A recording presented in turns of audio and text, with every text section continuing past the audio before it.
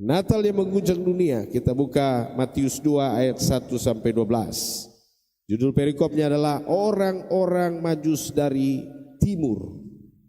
Sudah menemukan? Hitungan ketiga kita mulai ayat 1 sampai 12. Pasal 2 Matius ayat 1 sampai 12. 1, 2, 3. Sesudah Yesus dilahirkan di Bethlehem di tanah Yudea pada zaman Raja Herodes, datanglah orang-orang Majus dari timur ke Yerusalem dan bertanya-tanya, di manakah dia raja orang Yahudi yang baru dilahirkan itu? Kami telah melihat bintangnya di timur dan kami datang untuk menyembah dia. Ketika Raja Herodes mendengar hal itu, terkejutlah ia beserta seluruh Yerusalem. Maka dikumpulkannya semua imam kepala dan ahli Taurat bangsa Yahudi. Lalu dimintanya keterangan dari mereka di mana Mesias akan dilahirkan. Mereka berkata kepadanya, di Bethlehem di tanah Yudea. Karena demikianlah ada tertulis dalam kitab Nabi, dan engkau Bethlehem, tanah Yudea, engkau sekali-kali bukanlah yang terkecil di antara mereka yang memerintah Yehuda, karena daripada mula akan bangkit seorang pemimpin yang akan menggembalakan umatku Israel. Lalu dengan diam-diam Herodes memanggil orang-orang Majus itu dan dengan teliti bertanya kepada mereka bila mana bintang itu nampak. Kemudian ia menyuruh mereka ke Bethlehem.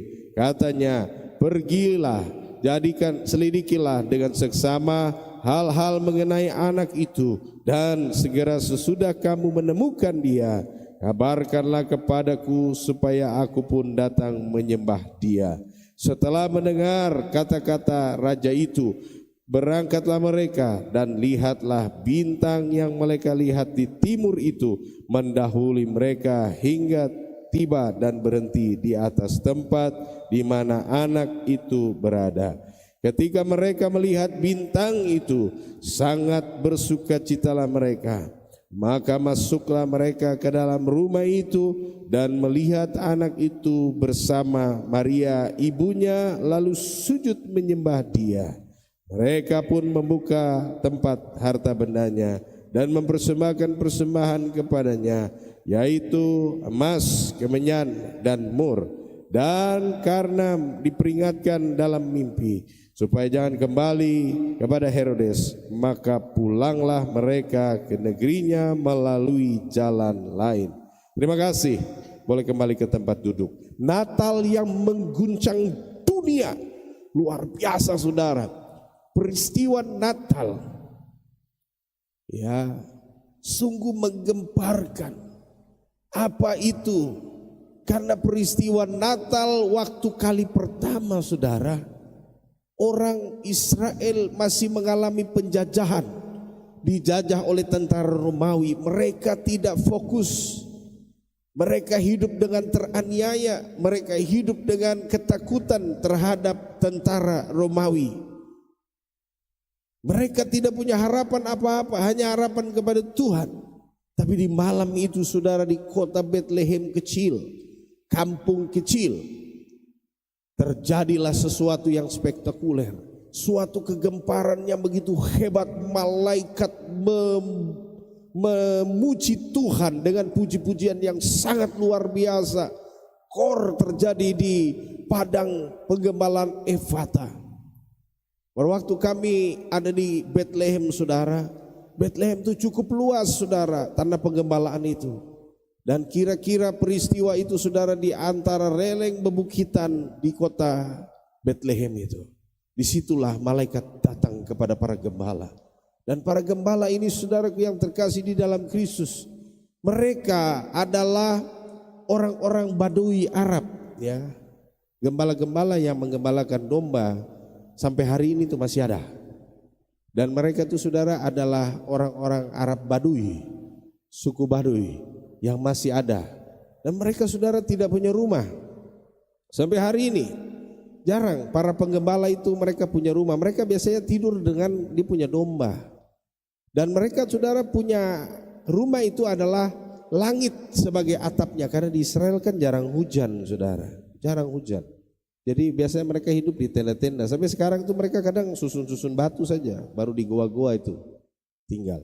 Dan peristiwa itu buat mereka saudara gempar luar biasa, sampai mereka melihat sesuatu kegoncangan yang begitu hebat.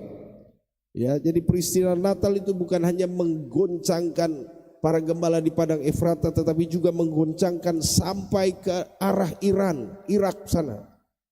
Sampai ke arah Irak sudah di kediaman orang Majus, di mana mereka melihat ya suatu peristiwa yang luar biasa di dalam peristiwa itu, saudaraku yang terkasih dalam Kristus. Nah, siapa yang mengalami keguncangan dalam peristiwa Natal? Yang pertama tentunya adalah para gembala di padang Efrata. Mereka melihat malaikat yang bernyanyi dan berkata, jangan takut, karena mereka lihat malaikat yang datang dan bernyanyi di kota Bethlehem ini, menyambut sang raja yang lahir ini, sang juru selamat yang lahir ini, membuat mereka ketakutan karena peristiwa itu ada di langit dan dilihat oleh mereka yang sedang berjaga-jaga, di mana mereka tidak berada pada posisi di bawah tenda saudara ya. Dan mereka melihat suatu penglihatan yang luar biasa. Kegemparan hebat terjadi di antara para gembala itu, dan mereka pergi melihatnya di kandang domba. Dan peristiwa itu saudara membuat mereka sangat gempar. Dikatakan bahwa dialah juru selamat yang akan menebus umat manusia. Dan para gembala itu paham karena dia ditaruh di palungan. Karena mereka adalah orang-orang yang selalu menyiapkan domba untuk dipersembahkan ke bait Allah. Dan menurut tradisi mereka, semua domba yang benar-benar akan dipersembahkan ke bait suci, kalau baru lahir itu harus taruh di atas palungan. Tidak semua domba bisa dipersembahkan ke bait suci, dan tidak semua domba yang lahir yang akan dijual itu ditaruh di palungan. Hanya domba-domba yang akan dipersembahkan ke bait Allah yang mereka akan antar ke para imam. Domba-domba yang lahir khusus untuk dipersembahkan itu yang ditaruh di palungan. Dan saudaraku yang terkasih, ketika mereka datang dan malaikat bicara tentang palungan, mereka gembala ini telah melakukan itu bertahun-tahun, dan mereka tahu betul bahwa peristiwa ini berarti dia ditaruh di palungan, berarti inilah anak domba Allah yang dimaksud oleh bangsa Yahudi itu. Inilah domba yang nanti akan dipersembahkan di bait Allah untuk penebusan umat manusia. Jadi saudara, begitu gemparnya, mereka gempar. Yang kedua saudara, orang yang gempar adalah orang-orang Majus dari Irak sana. Jadi mereka adalah ahli perbintangan. Mereka melihat bintang itu terang.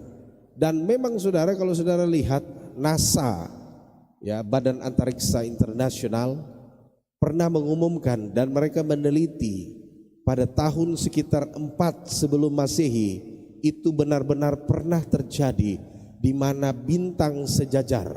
Jadi 3 bintang besar sejajar tepat di atas Israel atau kota Bethlehem. Mereka menggunakan perhitungan-perhitungan planet ya. Dan memang pernah terjadi ketiga bintang sejajar sehingga mengakibatkan cahaya yang sangat terang. Dan itu saudara adalah peristiwa Tuhan. Dan orang Majus ini memang benar-benar meneliti, sebab terang bintang pada waktu itu saudara bukan bintang biasa.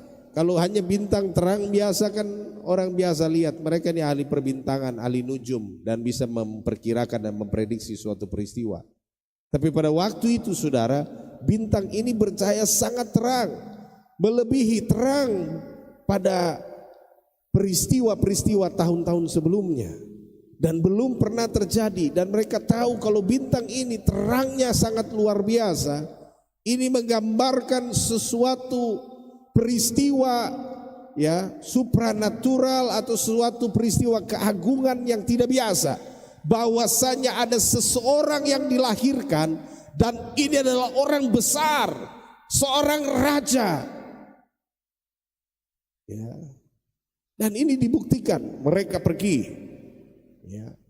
Dan saudara tahu, dari melihat bintang sampai kepada tibanya di kota Yerusalem, kurang lebih perjalanan mereka itu mencapai 2 tahun.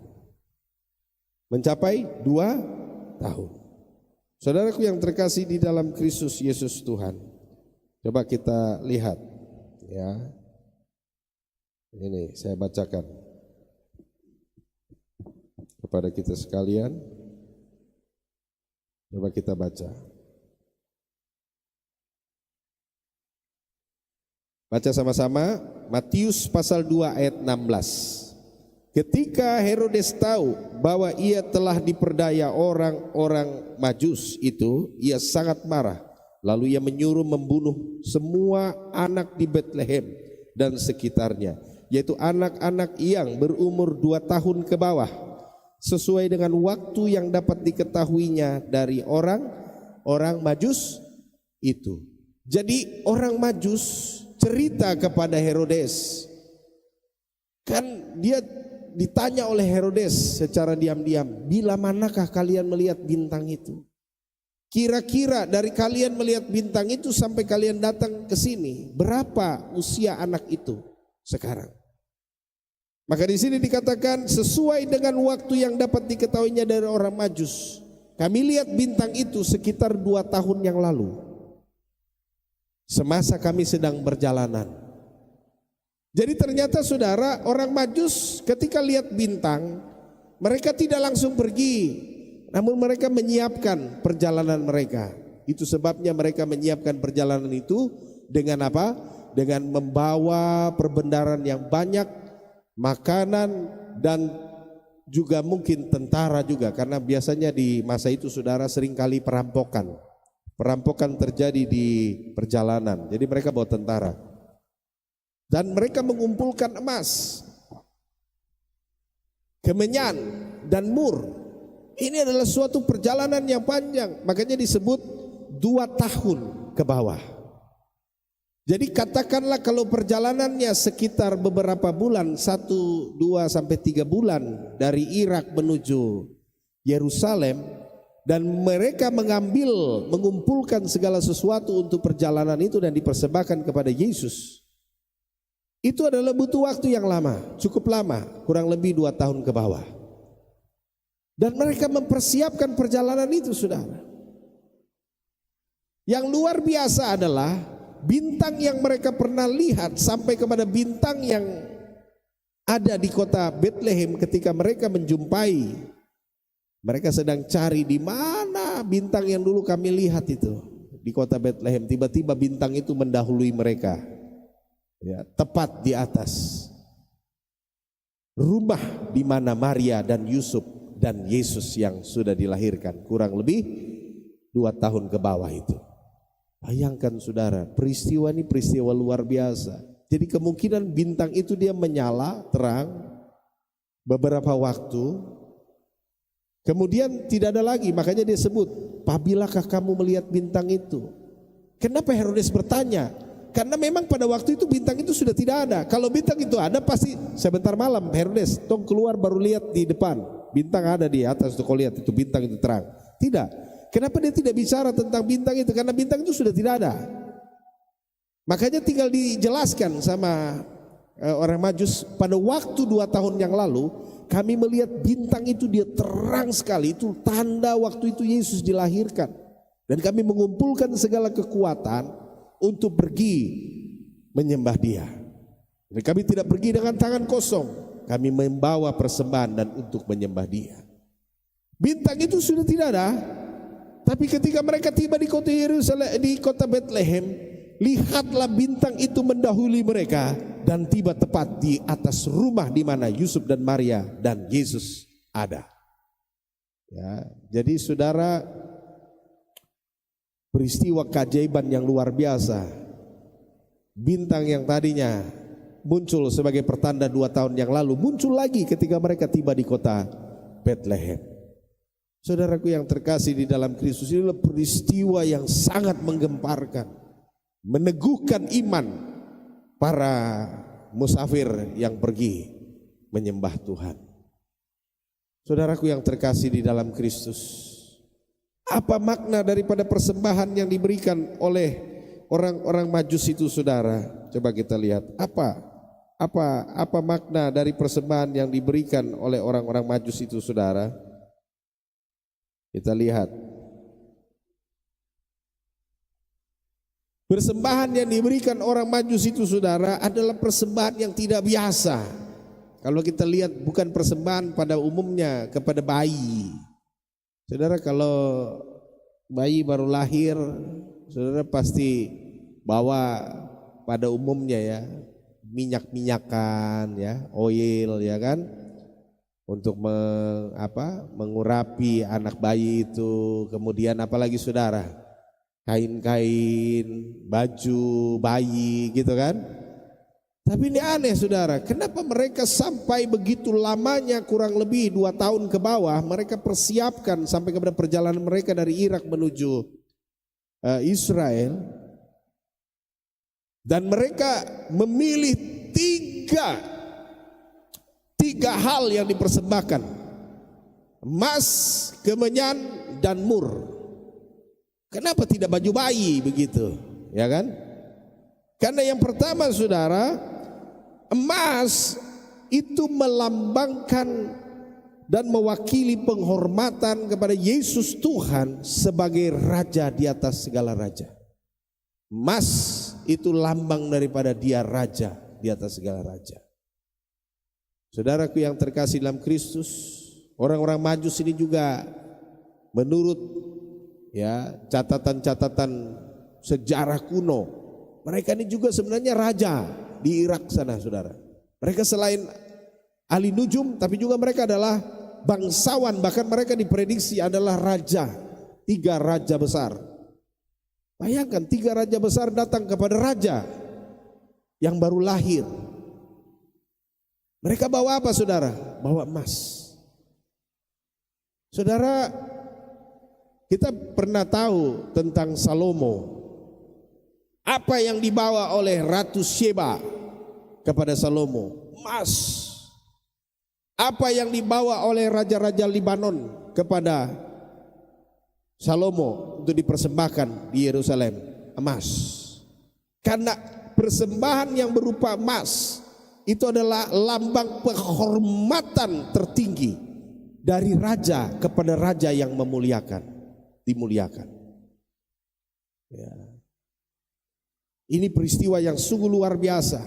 Jadi waktu kita mempelajari kenapa persembahannya mesti emas, karena raja yang datang kepada raja segala raja menghormati penghormatan bahwa ini benar adalah raja di atas segala raja yang hadir. Jadi emas itu melambangkan ini raja. Jadi bangsawan kaum raja menghormati raja dengan emas. Kemudian yang kedua, kemenyan. Ada apa dengan kemenyan? Kan aneh lagi, kenapa dia tidak kasih baju? Tadi saya bilang baju bayi kah, minyak telon kah dan sebagainya toh? Kenapa mesti dikasih kemenyan? Saudara tahu kemenyan itu apa? Kemenyan itu dupa yang dibakar di bait Allah. Ya, kemenyan itu saudara dia bentuknya seperti batangan-batangan batu begitu ya, dari kayu. Nah itu ditumbuk lalu dibakar, keluar asap saudara. Ya, kemenyan. Itu kalau dibakar kemenyan itu saudara, satu ruangan ini harum, wangi. Dan itu hanya dipakai di bait Allah. Imam-imam besar akan bakar kemenyan, wangi-wangian di bait Allah. Makanya kalau kita lihat gereja Katolik, kalau misa itu kan ada bawa ya, yang api kemudian ada menyala asap itu, itu kemenyan itu dipakai dalam acara peribadatan keagamaan, khususnya pada waktu itu orang Yahudi saudara. Dan imam. Jadi apa artinya sang bayi ini diberikan kemenyan. Itu melambangkan sebagai bentuk penghormatan. Dia adalah imam besar. Dia adalah imam besar. Ya, jadi hadirnya para orang Majus memberi emas karena dia raja segala raja. Raja dari Iran sana, Irak sana datang untuk mempersembahkan kepada raja di atas segala raja dalam rupa emas. Dan ketika mereka kasih kemenyan, itu karena melambangkan Yesus adalah imam besar yang akan menebus, yang menjadi perantara bagi kita. Ibrani katakan, dia imam besar yang menjadi perantara antara kita dan Bapa. Dan yang ketiga, kenapa mur? Mur ini apa? Mur ini adalah salah satu rempah-rempah yang digunakan untuk pemakaman.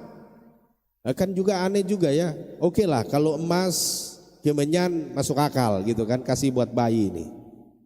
Tapi kasih kepada bayi yang baru lahir dikasih mur. Mur ini kan rempah-rempah untuk orang mati gitu. Jadi waktu Yesus selesai berkorban di kayu salib, dia mati dan dibawa kepada kubur yang ada di Getsemani itu saudara. Yesus dikasih rempah-rempah dan salah satu rempah-rempahnya adalah mur untuk pemakaman.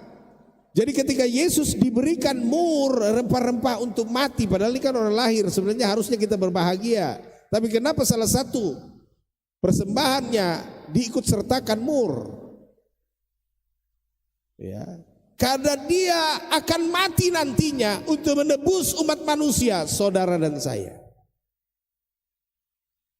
Sudah barang tentu orang-orang Majus ini saudara adalah orang-orang beretika tinggi. Ya, orang Majus itu saudara bangsawan dan diprediksi adalah raja. Mereka punya wibawa tinggi. Mereka punya tata cara, mereka bisa menghitung bintang dengan presisi. Tapi mengapa persembahannya lalu melibatkan mur? Seolah-olah kalau orang yang tidak paham dia bisa tersinggung, ya.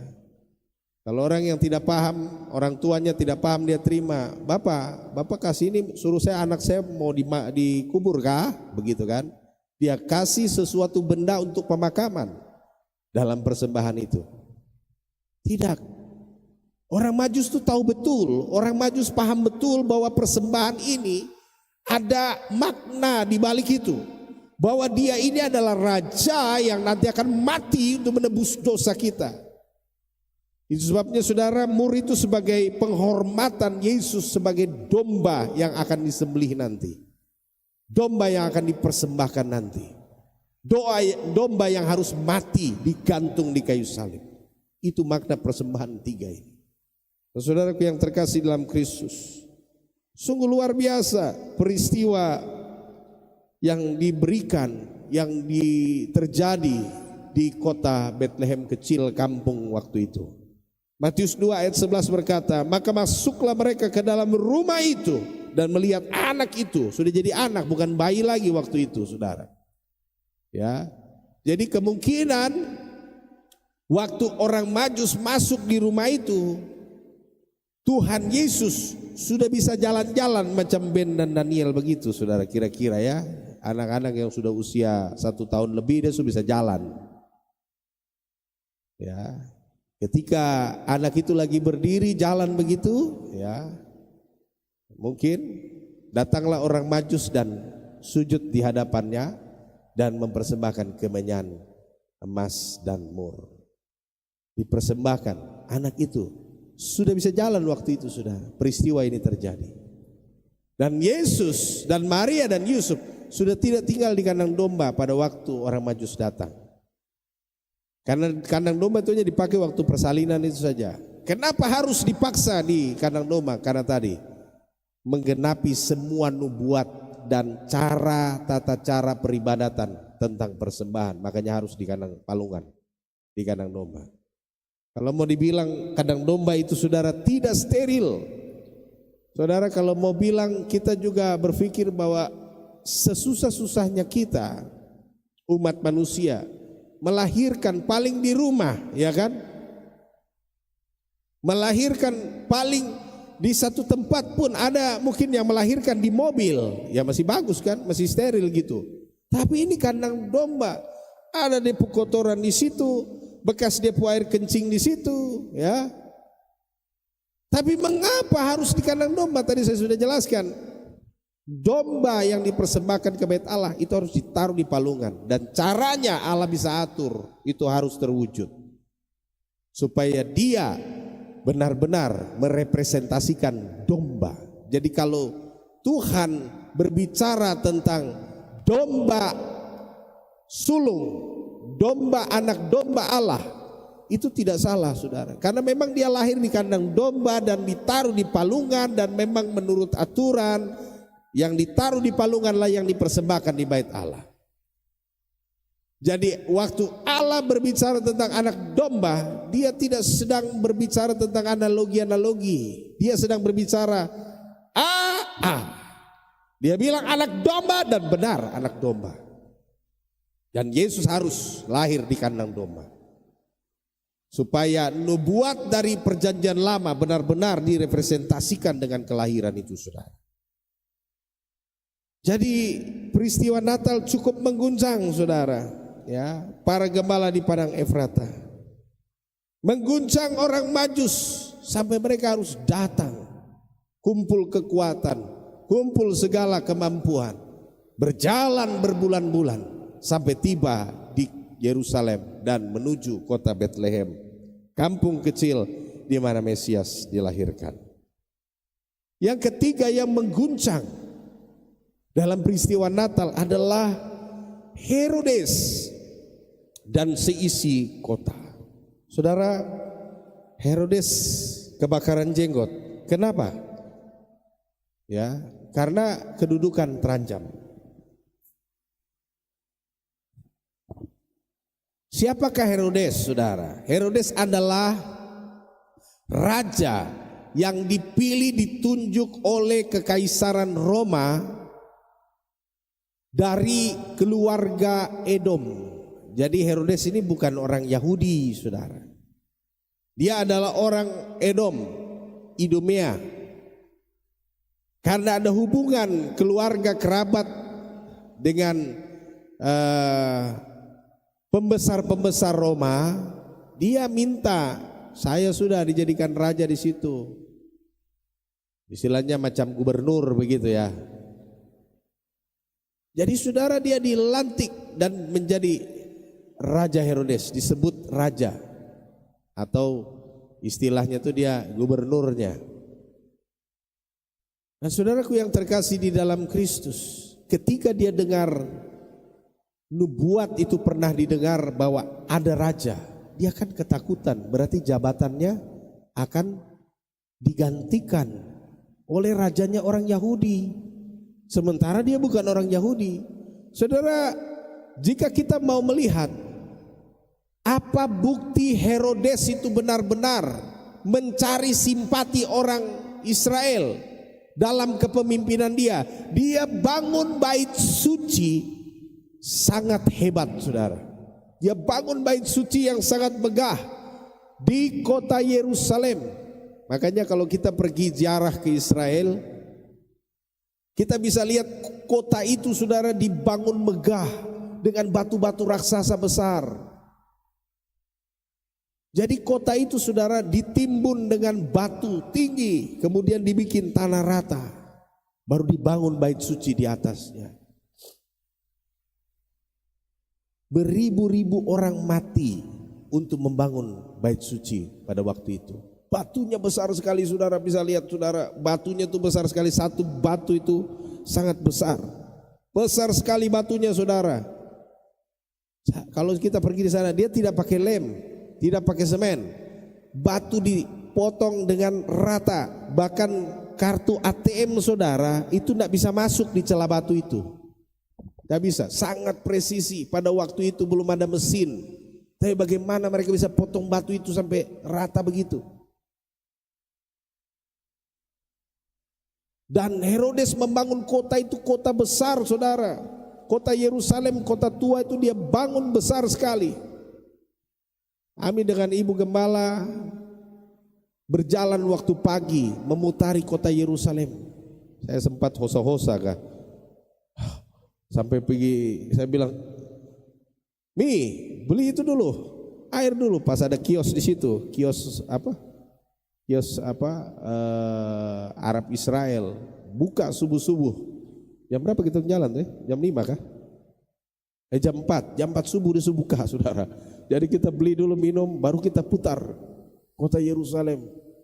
Baru nyasar sampai masuk ke ke Via Dolorosa, jalan sampai ini, baru sampai sempat lagi mau masuk salah lagi di Masjid Al-Aqsa, dapat usir. Akhirnya saya kipah satu jatuh di kota Yerusalem karena kita panik-panik karena mau sita kita punya kipah dengan itu talit. Dan saudaraku yang terkasih, kita putari kota itu dengan semangat besar sekali. Saya pikir-pikir dulu, Herodes waktu bangun ini luar biasa. Dia bangun kota itu sangat besar dan megah dengan batu-batu yang begitu luar biasa. Bayangin saudara, dia sudah bangun dengan begitu megah kota, dia bangun bait Allah yang begitu megah. Tiba-tiba datang Mesias, datang rajanya orang Yahudi. Apa tidak kaget saudara? Dia sudah habiskan uang.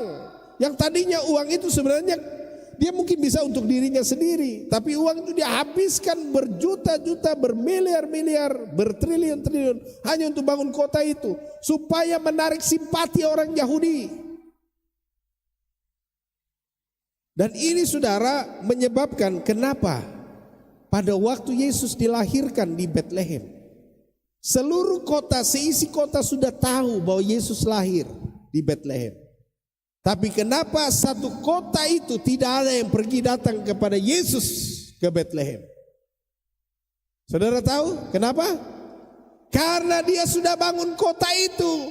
Herodes sudah bangun kota itu dengan megah. Herodes sudah korban habis-habisan untuk bait Allah. Maka mereka tidak mungkin tinggalkan Herodes demi Yesus. Ya. Coba bayangkan saudara, kalau peristiwa ini juga terjadi hari ini. Kadang-kadang kita bisa merenungkan itu. Jadi heran, aneh tuh. Satu kota Yerusalem sudah kedatangan duta besar kerajaan sorga yang bicara, yaitu orang Majus. Rajamu lahir. Tidak ada satupun orang di kota Yerusalem yang pergi ke Betlehem sembah Yesus, tidak ada. Karena mereka tahu rumah mereka dibangun sama Herodes. Bait suci mereka dibangun sama Herodes. Kalau mereka pergi sembah, tentu Herodes marah orang. Coba bayangkan saudara, kadang-kadang hanya gara-gara politik. Ya kan? Kita bisa tidak baku senang dengan orang lain. Sampai membatasi kita untuk mencari Tuhan. Jadi saudara, saya rindu lewat Natal. Kita tidak boleh seperti orang-orang yang ada di Yerusalem. Karena sudah menerima kebaikan siapa? Herodes. Mereka tidak peduli lagi Yesus yang lahir di Betlehem. Akhirnya apa yang terjadi saudara? Mereka tidak alami Natal. Ya. Kemudian yang keempat, orang-orang tua di Betlehem juga mengalami kegemparan yang hebat saudara. Apa kegemparan yang hebat di kota Betlehem ketika Yesus lahir? Ketika orang Majus datang dan sujud menyembah, pembunuhan anak-anak di Betlehem. Coba baca Matius 2 ayat 16-18. Ketika Herodes tahu bahwa ia telah diperdaya oleh orang-orang Majus itu, ia sangat marah lalu menyuruh membunuh semua anak di Betlehem dan sekitarnya, yaitu anak-anak yang berumur 2 tahun ke bawah. Kasihan. Anak-anak dibunuh karena Yesus saudara. Karena Yesus. Supaya genap juga ada firman Tuhan mengatakan, dari Rama terdengar tangisan. Betlehem menangisi. Saudaraku yang terkasih di dalam Kristus, kalau kita merayakan Natal, kita bahagia. Perayaan Natal pada waktu Yesus lahir di dalam dunia, bukan perayaan Natal bahagia dengan potong kue, makan kue, apalagi minum Sprite, Fanta, Coca-Cola, ya. Tidak. Justru Natal dirayakan dengan air mata, tangisan, duka perkabungan karena Herodes sembelih anak-anak yang berusia 2 tahun ke bawah. Ya, tentara datang ke rumah gedor-gedor, mana kepu anak potong seret. Mana kepu anak potong seret. Penindasan begitu hebat. Natal adalah kematian bagi orang Bethlehem. Ya. Tidak ada perayaan, yang ada perkabungan. Natal di masa itu adalah air mata. Orang tua menangis. Ya. Anak-anak mati dikubur. Herodes bunuh anak-anak pada waktu itu. Cukup banyak. Puluhan anak, bahkan ratusan anak mati dan dikubur. Kira-kira besoknya terjadi pemakaman massal. Semua orang pergi di pekuburan dan mengubur anaknya. Air mata jatuh. Pada waktu Natal itu, saudara. Tidak ada peristiwa bahagia di Natal itu, saudara. Yang ada air mata. Itu sebabnya, saudara, Natal adalah keguncangan bagi kota Bethlehem atau kampung Bethlehem pada waktu itu. Air mata, pertumpahan darah. Ya. Jadi kita harus bersyukur, saudara, kalau kita bisa rayakan Natal hari ini dengan bahagia, ya toh. Kemudian siapa lagi yang terguncang pada masa raya peristiwa Natal? Yaitu Maria dan Yusuf. Saudara, kalau Natal kita bahagia, sebentar Natal kita bahagia, kita pergi ke toko-toko, beli baju, beli sepatu, ya toh? Tapi zaman itu bagi Maria dan Yusuf, Natal itu saling curiga. Sekali lagi saya mau bilang, Natal pada waktu peristiwa itu terjadi saling curiga. Maria, Yusuf curiga Maria. Siapa pu anak tuh Haleluya. Natal itu Natal penuh curiga, saudara, peristiwa awal itu. Haleluya. Ya, tidak ada saling kepercayaan pada waktu peristiwa Natal pertama. Sampai malaikat Tuhan datang dalam mimpi kepada Yusuf, baru Natal berubah jadi sukacita. Dan dua kira sudah bahagia sudah Maria, Yusuf bisa terima Maria, sama-sama, anak dia sudah mulai besar. Kira-kira sudah bahagia. Datang orang Majus bawa emas, bawa kemenyan, bawa mur, bahagia sudah. Ternyata tidak. Malam itu mereka mengalami keguncangan lagi. Malaikat datang kepada Yusuf. Yusuf, bawa lari anak itu dan ibunya. Cepat. Herodes dan tentaranya datang malam ini juga ke kota Bethlehem untuk membunuh anak itu. Saudara, kita baca. Lihat.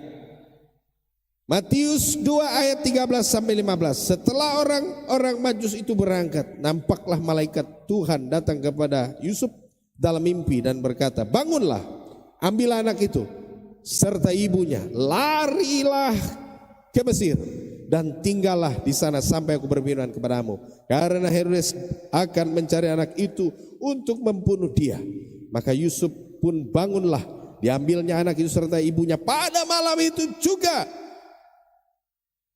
lalu menyingkir ke Mesir.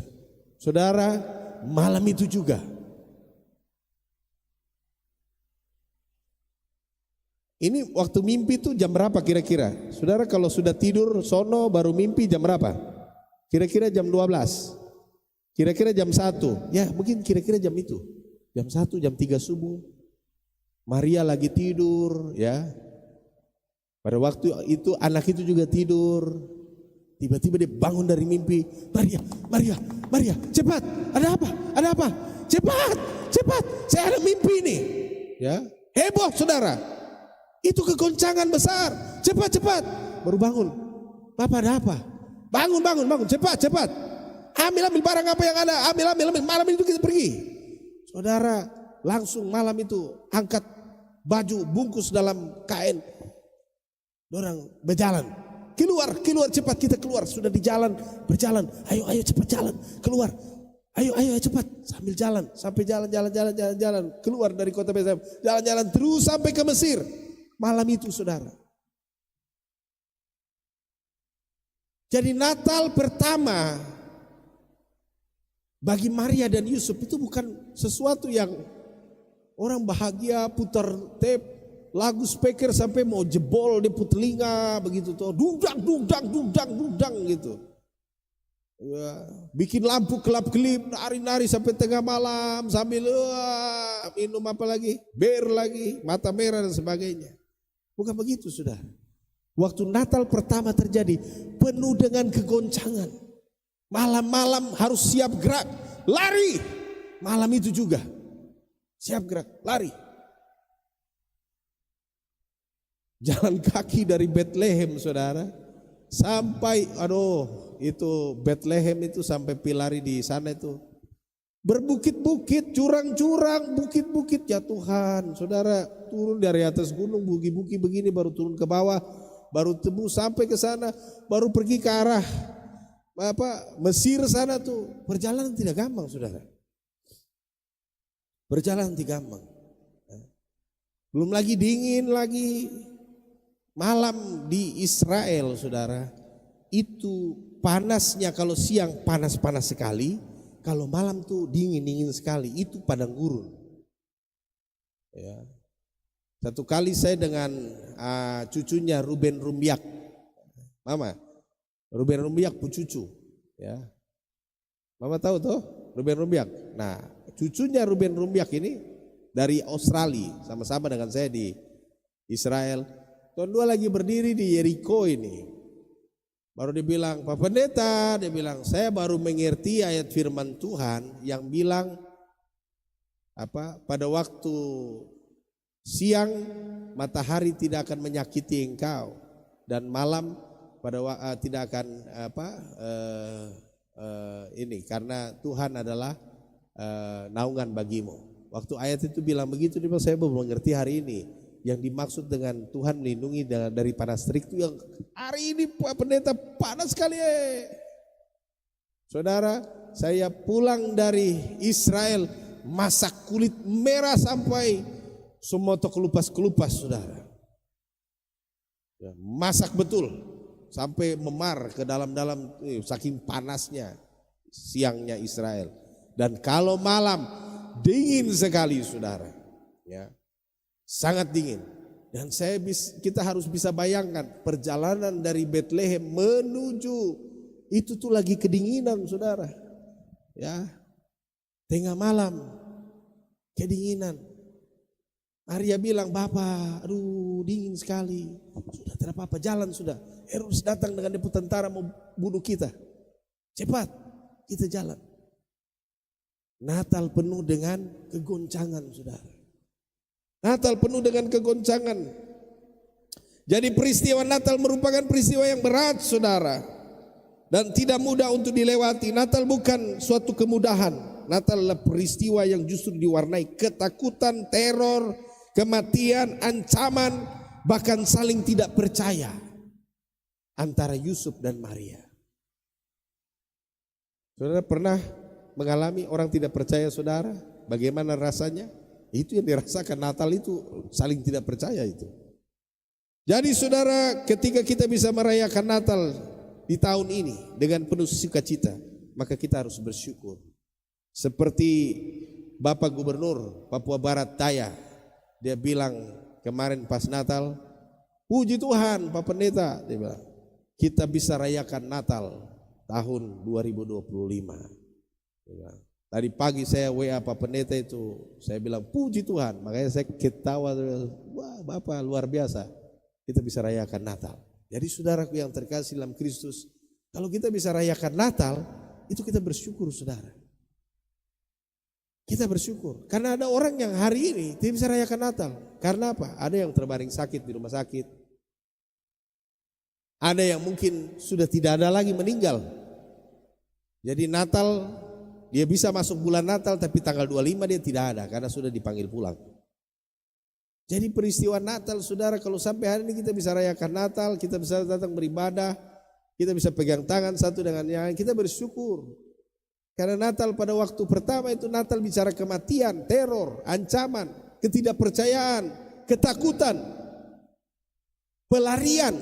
Bayangkan tengah malam lari-lari dari ancaman. Kalau hari ini kita bisa tenang pada waktu Natal, kita harus bersyukur bahwasanya Natal membawa makna tersendiri dalam hidup kita.